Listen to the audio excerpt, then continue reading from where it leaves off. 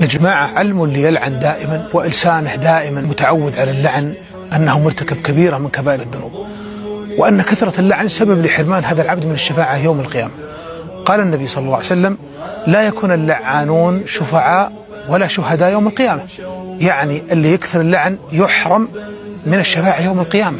وقال النبي صلى الله عليه وسلم: لعن المؤمن كقتله. قال النووي رحمه الله: أي أن من لعن مسلما فقد ارتكب إثما عظيما يقارب في شدته قتل النفس. والذي يا إخوان يكثر من اللعن هو الحقيقة أنه يلعن نفسه. قال النبي صلى الله عليه وسلم: إن العبد إذا لعن شيئا صعدت اللعنة إلى السماء فتغلق أبواب السماء دونها ثم تهبط إلى الأرض فتغلق أبوابها دونها ثم تأخذ يمينا وشمالا، فإذا لم تجد مساغا رجعت للذي لعن فإن كان لذلك أهلا وإلا رجعت لقائلها. بعض الناس يلعن دائما يا إخوان، يلعن بيته ويلعن سيارته ويلعن زوجته ويلعن عياله، والمرأة مثل ذلك، حتى أن العيال تربوا على اللعن، نسأل الله السلامة والعافية. والنبي صلى الله عليه وسلم يقول: ليس المؤمن بالطعان ولا اللعان ولا الفاحش البذيء. يا أخي عود لسانك على الكلام الطيب. الله يقول جل وعلا: قولوا للناس حسنا، ويقول جل وعلا: ما يلفظ من قول إلا لديه رقيب عتيد.